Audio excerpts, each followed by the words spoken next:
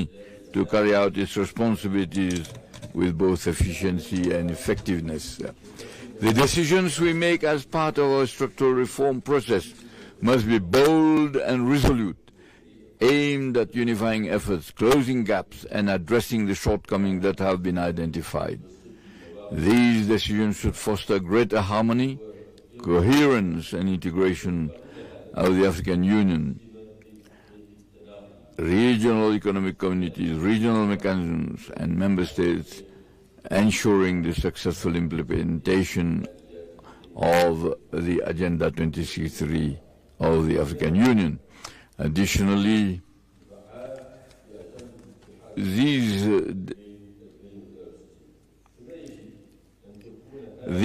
decisions must be clear and unambiguous, leaving no room for misinterpretation. We must also establish robust mechanisms. Last year, we faced the consequences of not strictly adhering to the decisions made at the 11th Extraordinary Summit of the African Union, particularly regarding the election of senior leadership for the Commission and the application of the regional rotation principle. Just days before the nomination deadline, we were confronted with a complex crisis that threatened to derail the elections and raise doubts about a commitment to upholding this essential reform principle. However, the timely and wise intervention of His Excellency President Mohamedou Sheikh Al-Ghazouani, the current chairman of the African Union, in convening an extraordinary Executive Council meeting in March, enable us with God's grace to overcome this crisis. By establishing a clear and transparent process for nominating senior leadership positions for the Commission, we were able to resolve the issue, reach an agreement on the of the elections. Ladies and gentlemen, Excellencies, Heads of State, we stand at a pivotal moment in our history, a moment to strengthen our unity and realize the aspirations of our peoples as articulated in Agenda 2063, the African we want. Let this milestone be the foundation of a strong, dynamic, and effective union that embodies Africa's collective ambitions for peace and prosperity. The success of the reform agenda of the African Union hinges on our collective determination to implement our decisions with diligence and to establish a fair and transparent recruitment system. This system must attract the best talent from across the continent, as it is the foundation upon which development and integration must rest. As I conclude, allow me to express my heartfelt appreciation for your sincere efforts on behalf of President Sheikh Al-Ghazouani, and I would like to thank Musa Faki Mahamat for all his efforts over the years that he has served at the helm of the organization. I thank you. I would like to thank you and look forward to fruitful deliberations that will lead to decisions advancing our shared goals. Assalamu alaikum wa rahmatullahi wa barakatuh. May peace and blessings be upon all of you. Thank you, Mr. Minister. Your Excellencies, ladies and gentlemen, it is now my honor to invite Excellences, Mesdames et Messieurs, c'est mon honneur maintenant d'inviter Ruto to make his address and take us forward from there.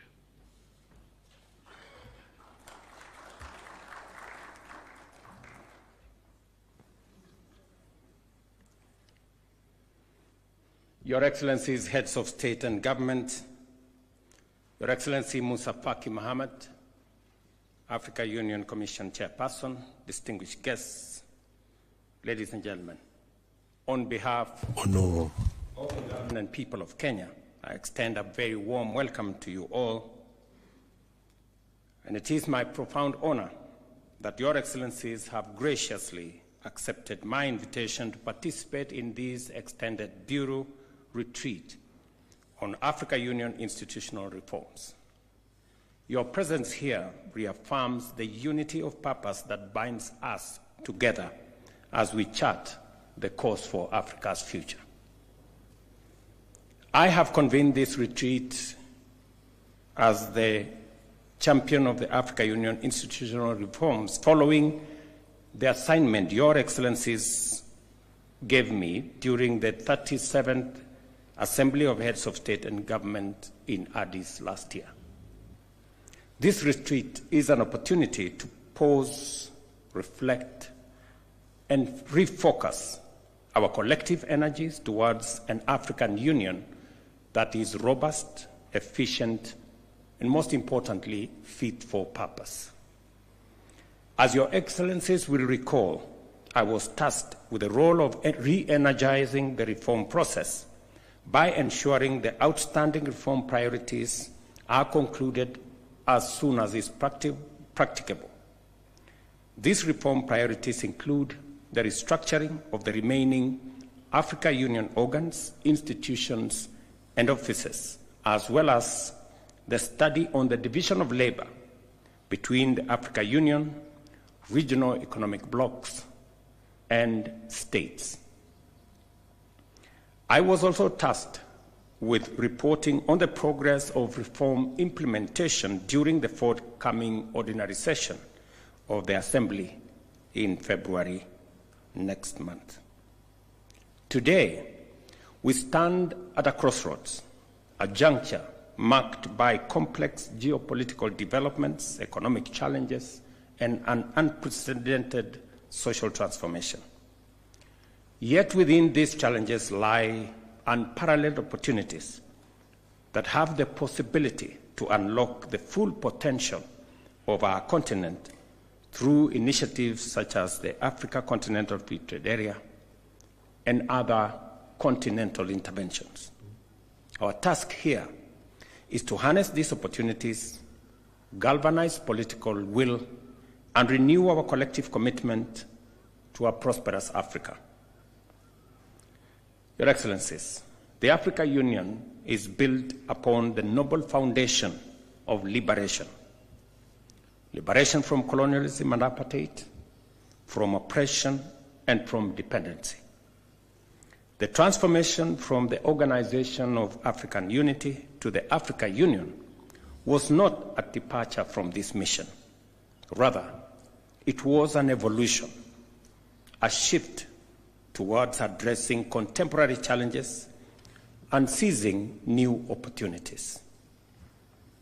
The Africa Union remains firmly in the business of liberation, liberation from poverty, conflict, and underdevelopment, from unfair global trading practices, and from exclusion in the global decision-making metrics. To achieve this, our institutional architecture must be strengthened, streamlined, and strategically aligned with our vision.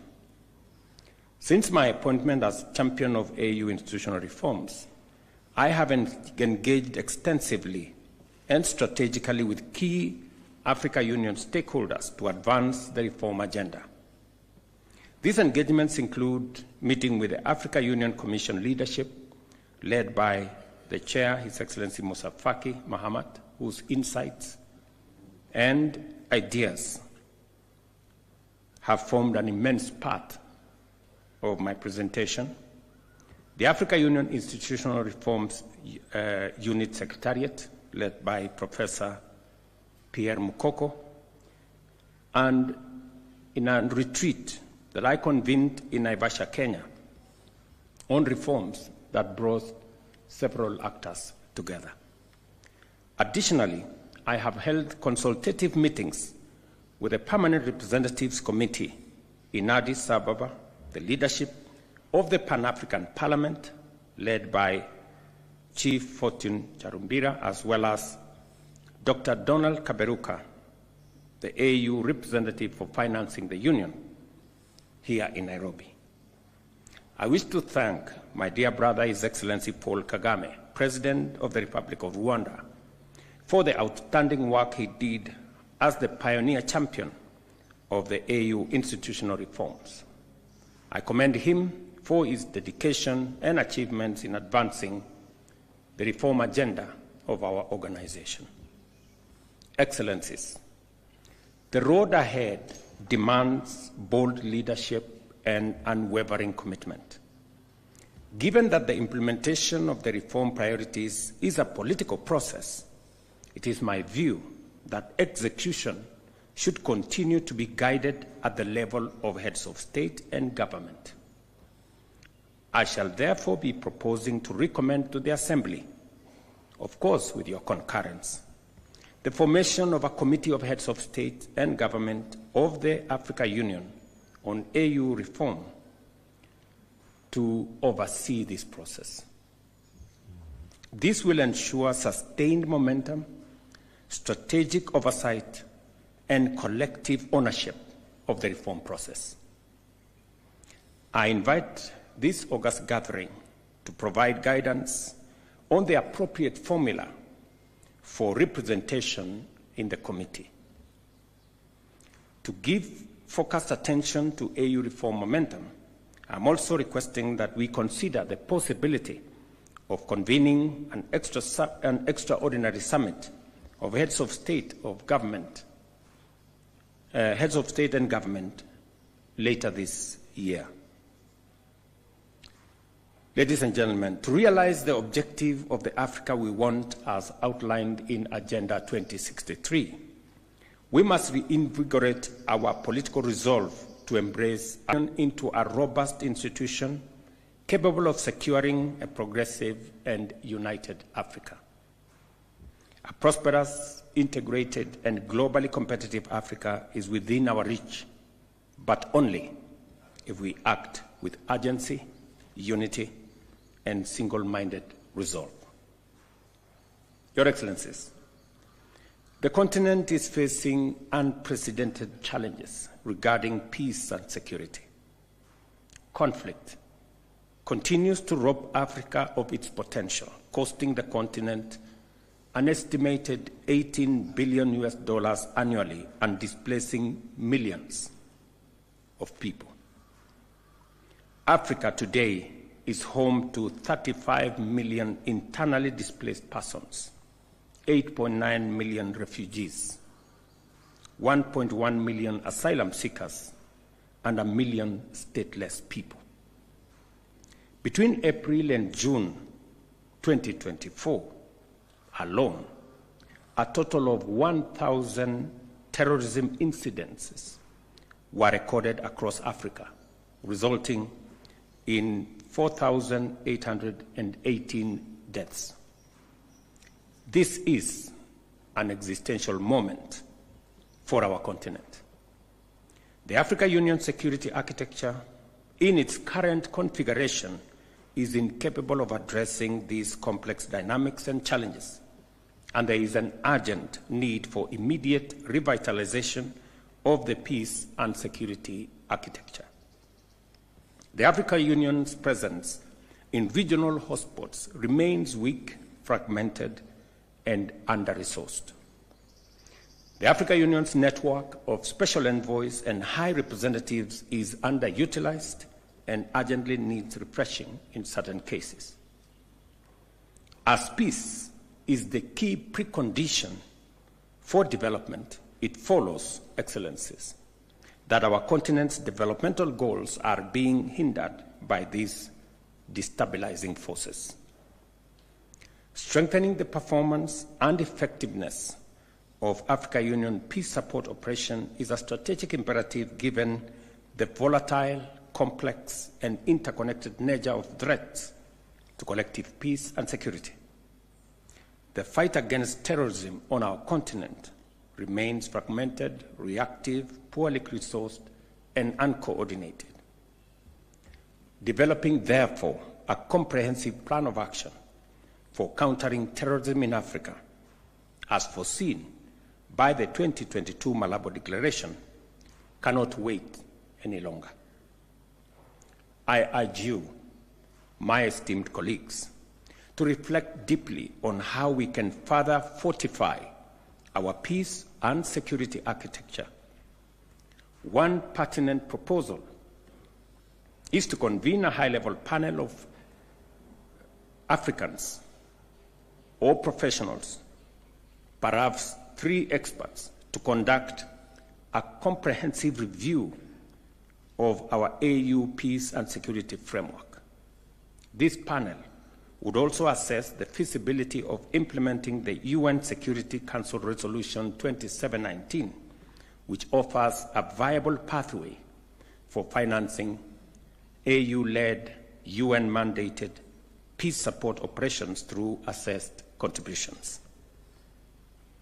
Excellencies, ladies and gentlemen, it is regrettable that despite the Assembly's decision to limit the summit agenda to 3 strategic items as outlined in Decision 635, the agenda continues to remain excessively complex and time-consuming.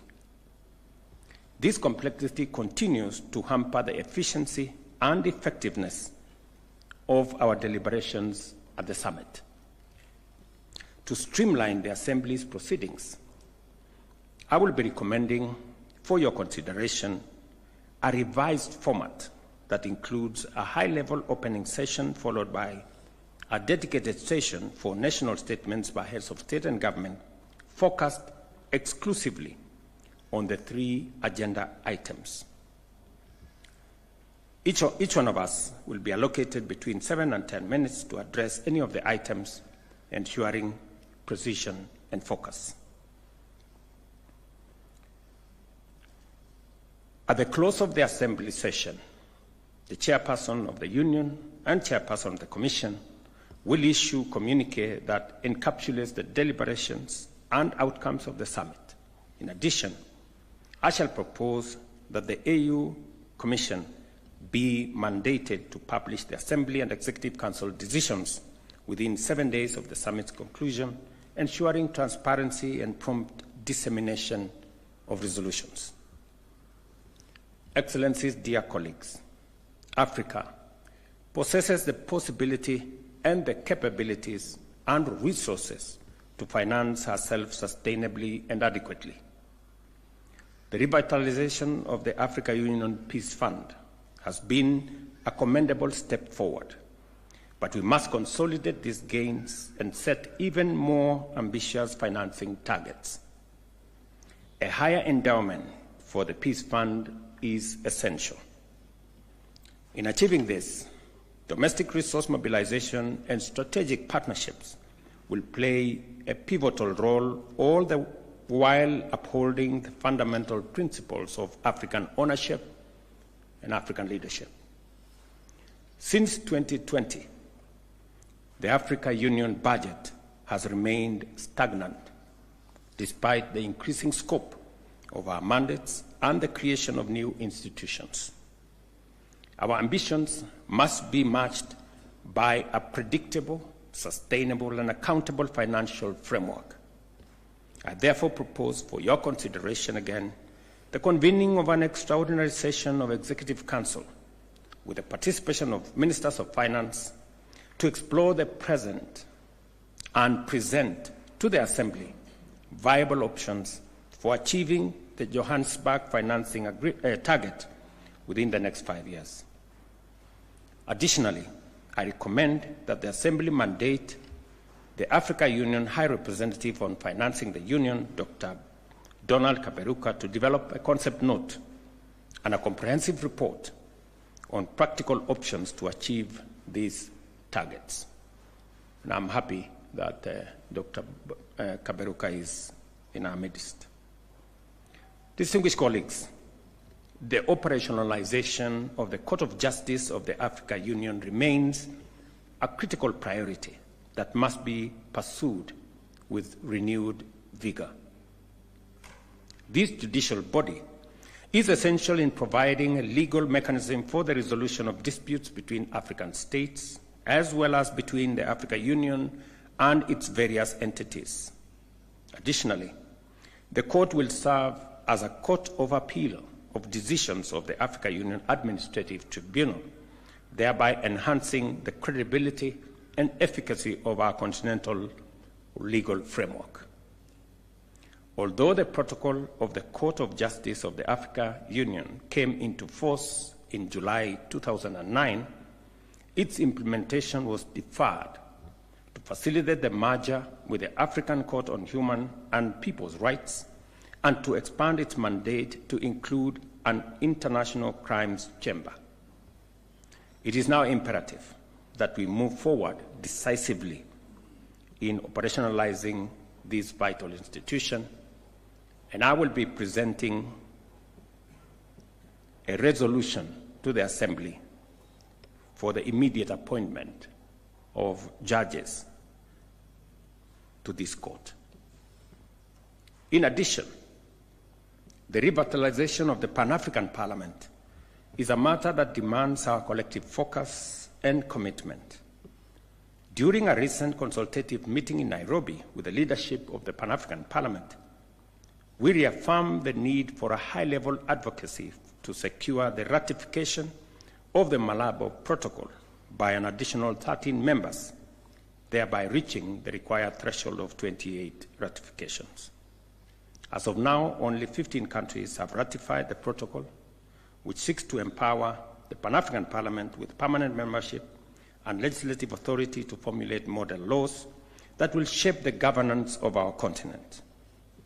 As champion of the African Union reforms, I call upon your excellencies to rally behind this effort and accelerate the ratification process. As we embark on our consultations today, I wish you all fruitful deliberations. Let us work together towards producing empowering and impactful outcomes that will drive the reform process forward and position our union for greater achievement. Again, to all of you, welcome to Nairobi.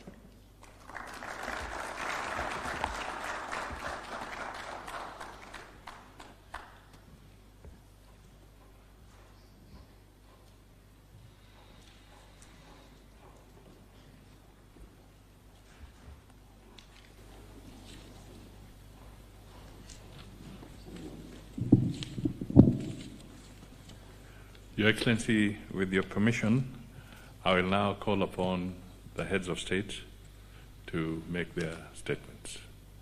May I start by calling upon the Honorable Azali Assoumani, President of the Union of Comoros.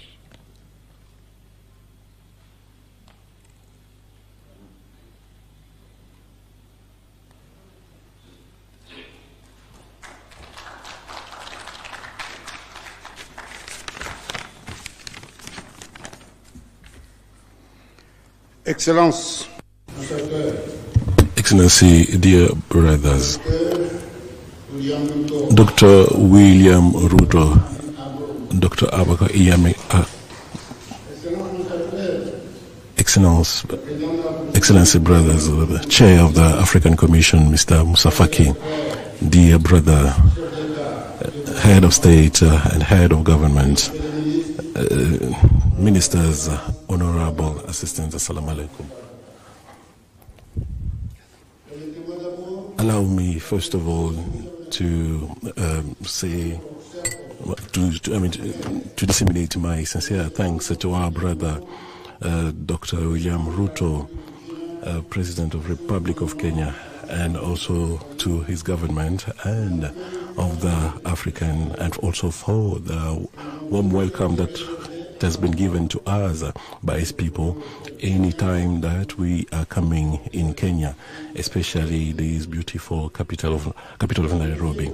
I would like to thank our dear brother Moussa Faki Mahmoud, a chair of the African Commission, with His Excellency President Ruto, have taken this very pertinent initiative of this high-level meeting on institutional reform of African Union a couple of months before giving this duty to his successor.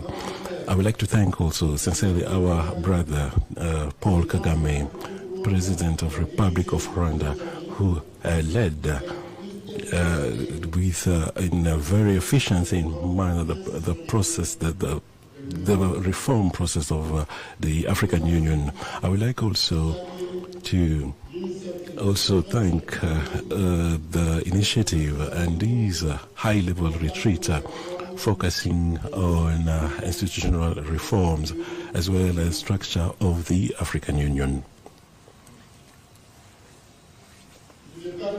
I won't be too long because our two brothers, Musa Faki and Ruto, have already said it all.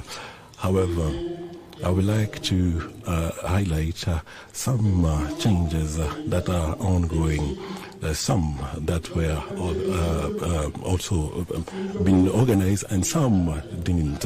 So this also pushes us to adapt ourselves to the current situation. Therefore, now that we are preparing ourselves for the 38th ordinary Pan-African meeting, this meeting gives us an opportunity to highlight and to bring out important point of these reform that was held in March 2018. And I would like to congratulate my brother, President Ruto, for his brilliant presentation about the current reforms. And if these reforms today has had a lot of progress since his launching, as he has just underlined. So it is, of course, there are a number of challenges that we need to overcome in order to improve services that we provide from our organization, especially on its efficiency, operational efficiency, and to be able to reach to a level of having sustainable financing, as well as with the support of African citizens. Mr. President Mustafa K has sent me a document, and this document highlights the situation of our organization, as well as the different structures, and also during his tenure as the chair of the Union African. And I would like you to applaud him for because of this important document that I had the opportunity to read, and I also responded to him. So I would like to share with him the trust that I have towards also our brother, my brother, President Ruto, based on these documents.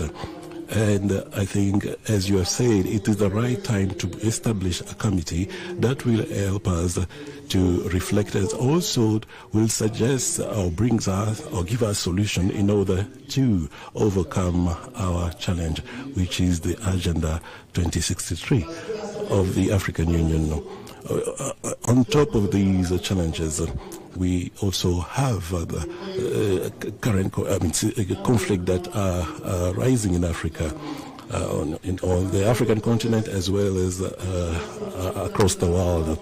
Under this context, as well as geopolitical challenges that really are shaking Africa as well as the world, as we have said before, Africa has all the potentials, and that will help him to overcome his ambition for the Vision 2063, as well as establishment of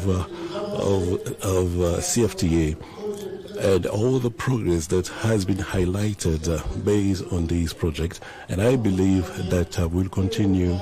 All that we are doing will allow us to resolve some issues, and especially also to give all these projects to the next generation and help them and give them a result that will enable them to move forward our continent.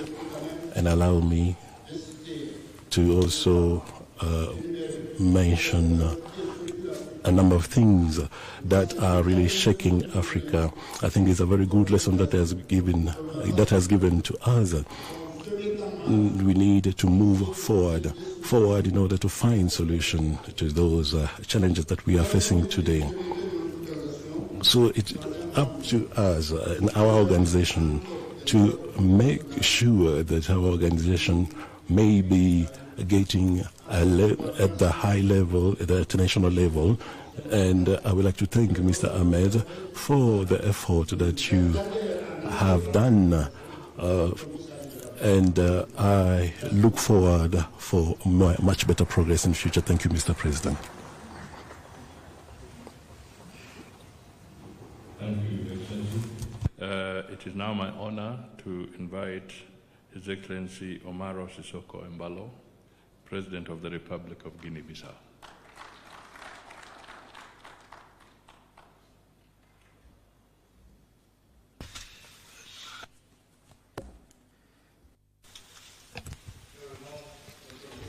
My brother, Dr. William Samuel Ruto, champion of African Union, Your Excellencies, Member States, Vice President of Kenya, Musa Faki, President of African Commission, Ministers, Member States present here. I feel honored to participate in this retreat that is crucial for our continent. We are here in Nairobi under the leadership of President Samuel Ruto, and we are called to reflect on the institutional reforms of the African Union to better serve the aspirations of our people. Africa has a global context that has been changing, and the resilience of our institutions will determine if we will be able to cope with the challenges so that we are not limited by inefficiencies. The reforms that we are discussing today are not only processuals, but they represent the base to achieve the objectives that was defined on the Agenda 2063 for a prosperous Africa and globally influent. We salute the leadership of the President Paul Kagame, and now the chair is on the hands of President Ruto to conclude this critical agenda. And we have labor that has to be given to the member states that is fundamental to a coordinated union and efficiency.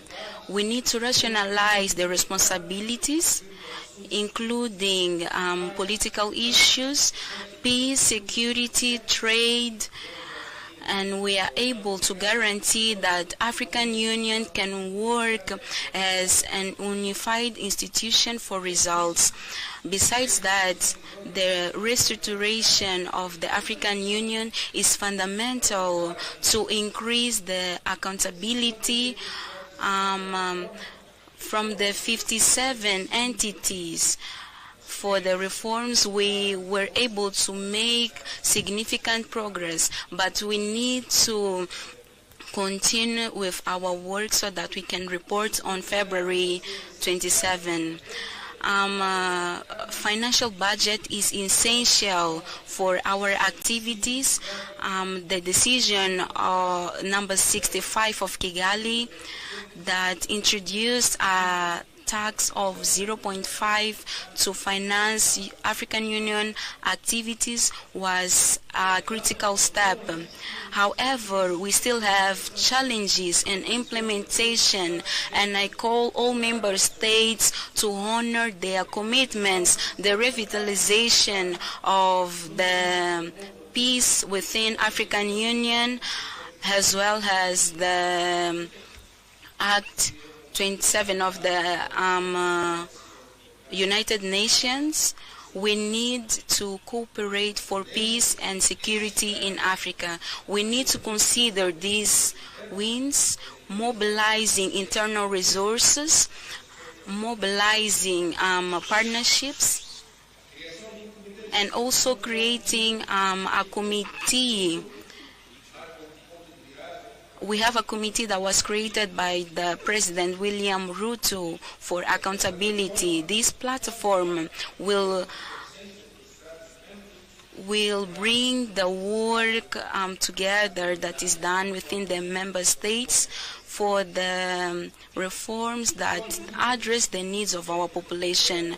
While leaders, we need to defend these reforms and maintain them steadfast. We need to act not only representing our nations, but also protecting the collective destiny of Africa. Yours Excellencies, today we are in this retreat for our purpose that a reformed African Union, it is essential for our common objective. We have many challenges, but the opportunities are bigger. So may this retreat bring out our commitment in building a committed African Union, and that is equipped to drive our continent to an era of peace and global influence. Asante sana. Muito obrigado.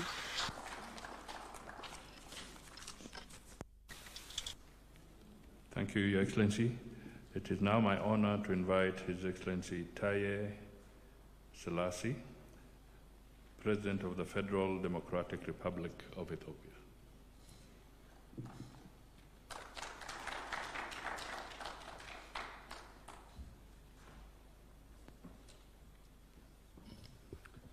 Thank you very much. All leaders are not tall.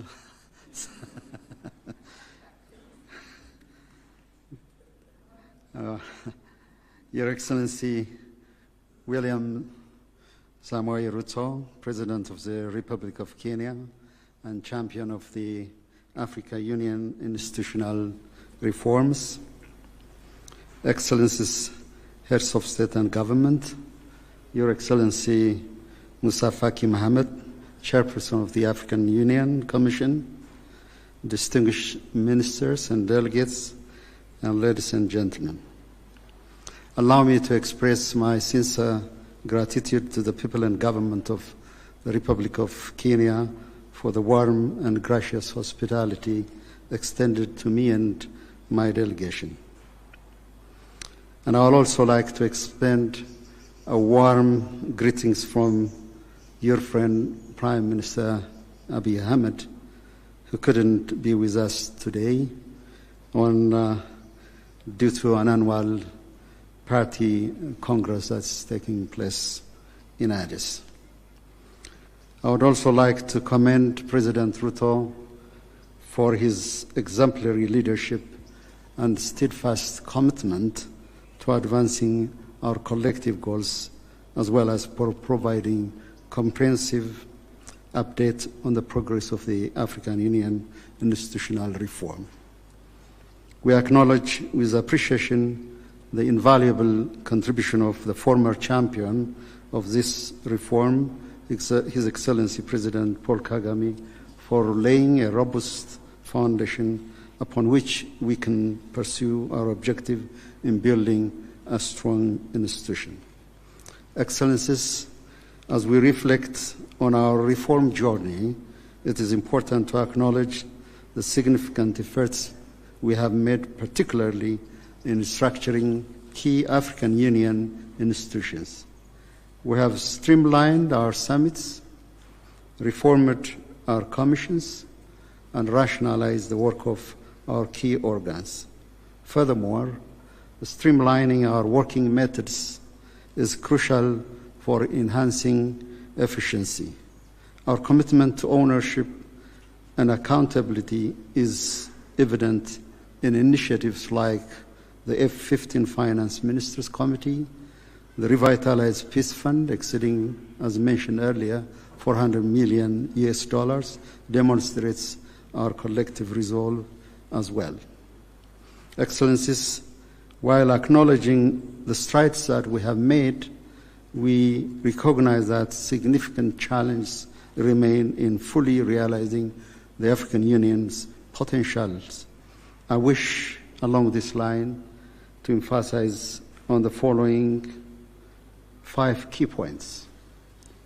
The first one is a question of inclusivity.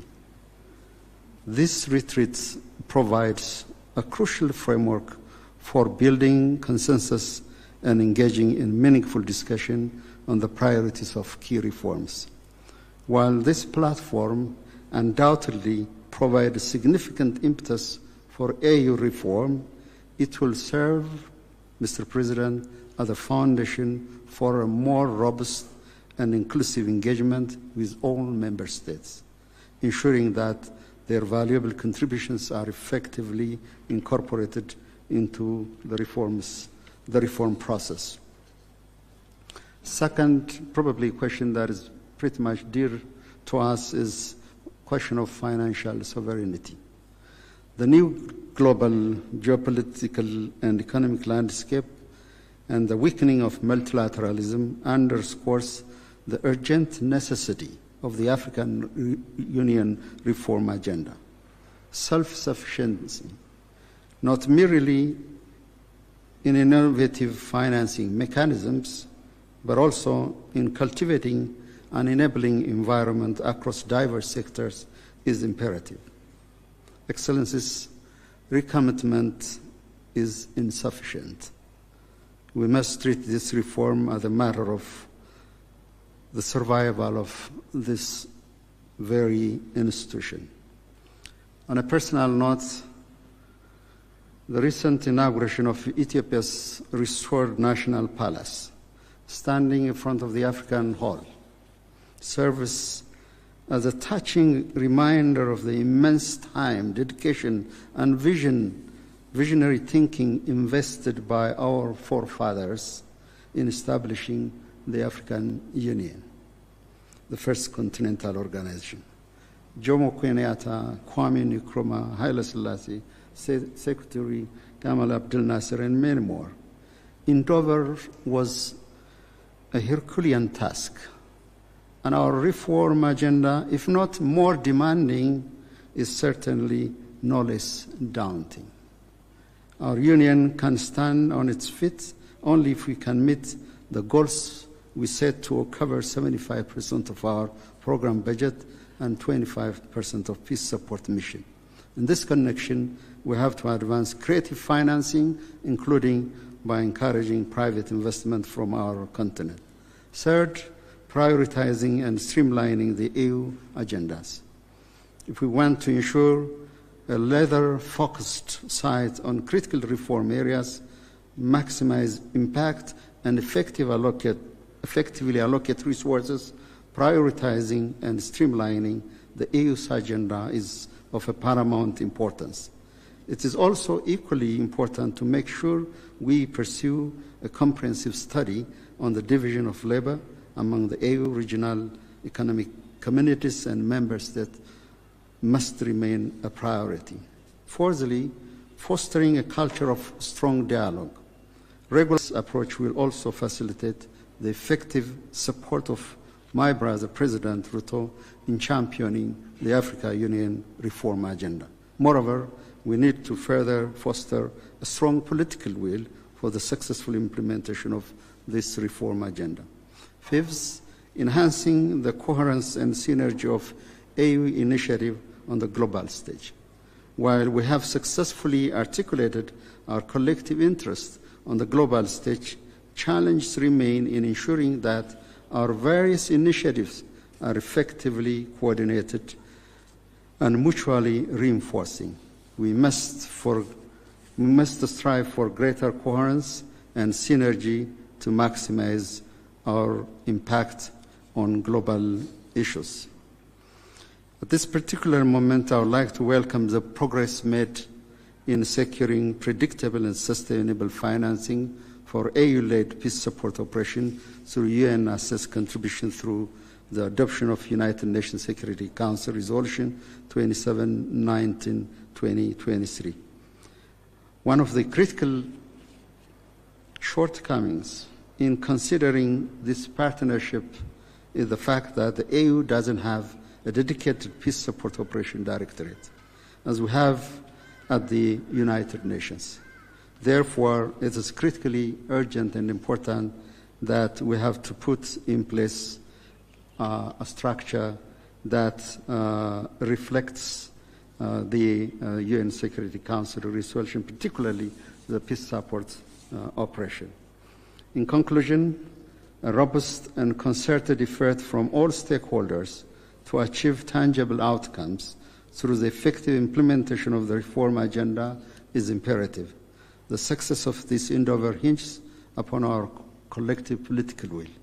Let us therefore work together to ensure that the African Union emerges as a stronger, more unified, well-equipped, effective institution to address the challenges of the 21st century. I reaffirm Ethiopia's full support to Your Excellency, President Ruto. I have heard your deep introspection, your thoughts, and forward-looking proposals, and I assure you that you have our full support, and I wish you a successful implementation of the African institutional reform agenda. Asante sana, I thank you.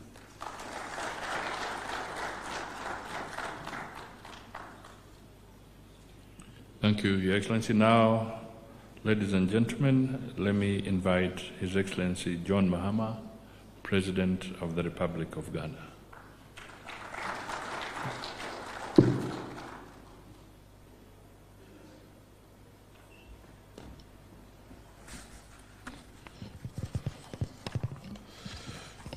Thank you very much, Your Excellency William Ruto, Your Excellencies, heads of state and government here present, Your Excellency, Chairperson of the African Union Commission, Honorable Ministers of State here present, distinguished delegates, ladies and gentlemen. It gives me great pleasure and honor to join you on this august occasion where we gather to interrogate a very important issue, such as the journey of the African Union towards the attainment of its revised objective, the Agenda 2063, having attained the initial aim of our founding fathers, which is liberation from colonial rule. Before I proceed, allow me to extend my heartfelt appreciation to my dear brother His Excellency William Ruto, for the invitation, as well as the warm and cordial reception that has been accorded us since our arrival in this second home of ours, the beautiful city of Nairobi, a land that embodies the spirit of Africa's resilience and innovation. And I thank the organizers for convening this crucial retreat at such a pivotal time in the journey of our dear African Union. President Ruto, my heart has indeed been gladdened by your honoring my invitation and visiting Accra on the 7th January during my investiture ceremony. Your presence was an expression of the deep friendship between our good selves and our good nations. It underscored the strong, long-standing bond of friendship that has so happily existed between Ghana and Kenya, and I look forward to working closely with you to deepen these relationships for the mutual benefit of our two peoples. Your Excellencies, today we gather not just as leaders, but as stewards of a vision of an Africa that is united, self-reliant, and prosperous. This vision was first articulated by the founders of the Organization of African Unity, and later advanced by. Yet as we stand at the crossroads of opportunity, our strategies to meet the evolving needs of our continent. The reform agenda of the African Union is a bold and necessary initiative aimed at transforming our continental body into a more efficient, financially independent, and effective institution. The African Union, as our collective institution, has achieved remarkable milestones in its journey, and that is from spearheading the African Continental Free Trade Area to advancing peace and security through initiatives such as the African Union Mission in Somalia, AMISOM, and the African Peace and Security Architecture, APSA. The AU has demonstrated its potential as a unifying force. However, the challenges we face today demand more than just incremental progress. They require some bold and transformative reforms.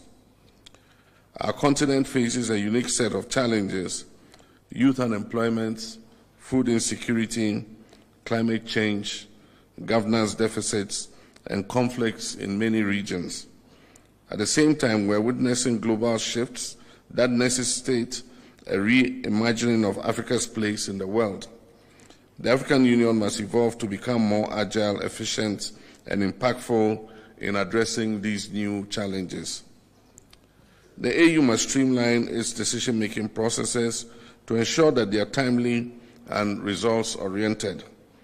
Bureaucratic inefficiencies undermine the confidence of our citizens and international partners, and overlapping mandates which hinder effective decision-making. By streamlining the AU commissions, clarifying roles, and eliminating redundancies, we can establish a more agile organization that is better equipped to address the evolving needs of our continent. Efficiency must be the guiding principle in how we conduct our affairs, ensuring that our policies and programs translate into real change for our people. We must adopt mechanisms that prioritize accountability, transparency, and value for money, ensuring that every resource is maximized for the benefit of the African people. Your Excellencies, one of the fundamental pillars of reform is AU's financial autonomy. The over-reliance on external partners for funding compromises the organization's independence and ability to set its own agenda. The implementation of the Kigali decision on financing the Union must be expedited. A self-reliant African Union is not just a vision we have, it is an imperative to achieve. Your Excellencies, without peace there can be no development. The AU must strengthen its capacity to prevent, mediate, and resolve conflicts. This includes adequately resourcing the African Standby Force and leveraging partnerships to address emergency threats such as terrorism, cybercrime, and climate-induced displacements. Indeed, this is very important for us, especially in West Africa, considering the challenge we face from terrorism. Africa's future lies in its youth. Over 60% of our population is under the age of 25, and yet their voices are largely absent in policy making. We must institutionalize frameworks that empower our young people and our women to lead at all levels of governance. And I'm happy to report that in the last election, for the first time in Ghana's history, we elected a woman as our vice president. The energy of our youth, creativity, and vision are the drivers of the Africa that we all seek to build. The African Continental Free Trade Area has set the foundation for a single African market, but much work remains to be done. We must address the barriers to trade, we must harmonize regulatory framework, and invest in infrastructure to unlock the potential of intra-African trade. Additionally, the AU must champion technological innovation and digital transformation as catalysts for economic growth and inclusion. And in this, we wish that the African payment system that allows us to pay seamlessly for goods traded between our countries is expedited so that we can have a system of exchange. Ladies and gentlemen, none of these reforms will succeed without committed leadership at every level of the African Union. We as heads of states and government have a duty to lead by example, to prioritize the collective good of our people over our parochial interests, and to act decisively in the interest of our continent. But leadership does not end with us. The Union must foster partnerships with civil society, the private sector, and the African diaspora, whose contributions are vital in shaping and implementing reforms. This is a shared responsibility, and together we can achieve the African Union we all envision. To achieve a conflict-free Africa, we must strengthen the African Standby Force and enhance our collaboration with regional economic communities.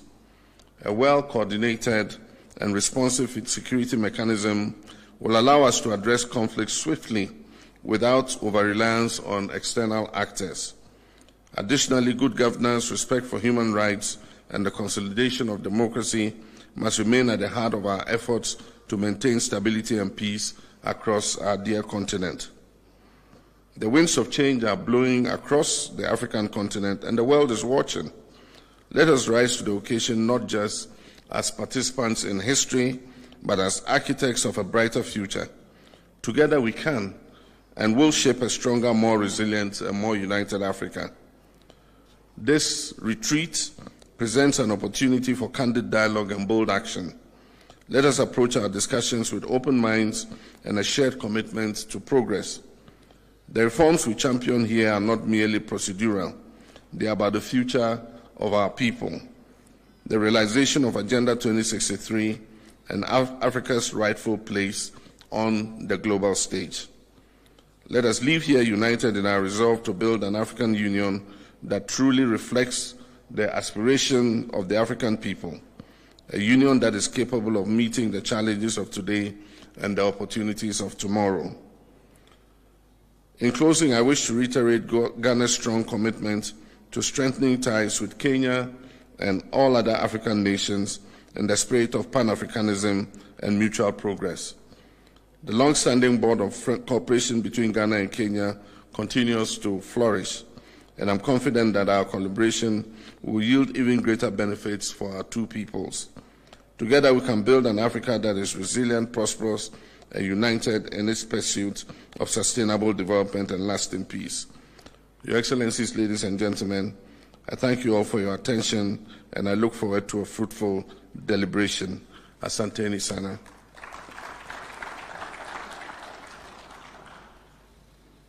Thank you, Your Excellency. Your Excellencies, ladies and gentlemen, that marks the end of the opening session of the retreat. We shall now transit to the closed session, and my colleagues from Rwanda and Tunisia will make their statements at the closed session. So you will be guided by protocol, and those who will not be in the closed session, you'll also be guided as the closed session begins. Thank you, and let's proceed.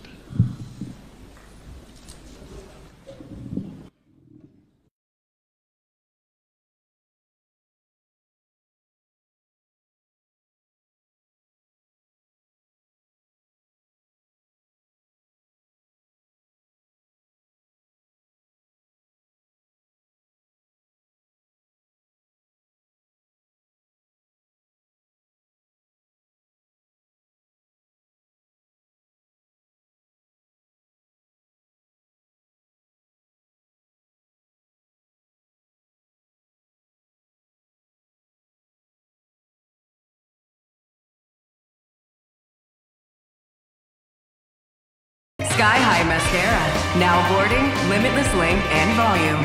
Made in New York. Tonight, we're following several developing stories as we come on the air. President Trump orders tariffs against Colombia in a dispute over migrants. L.A. braces for rain and possible mudslides in the burn zone, and late word on the ceasefire in Gaza. We begin with President Trump lashing out at Colombia's president. He says he's ordering 25% tariffs and financial sanctions after Colombia blocked 2 U.S. military flights that were carrying migrants. Could this lead to higher prices for coffee and bananas? Plus, the new immigration crackdown, including an ICE raid in Chicago. The military is now stepping up operations at the southern border. The new border czar warns it's a bad time to be undocumented. The flood watch in the burn zone as Los Angeles sees its first significant rain in months. Crews are putting up barriers to protect property with the prospect of destructive mudslides. Our weather team times it all out. The dire situation in Gaza. Cars are lined up for miles with Israel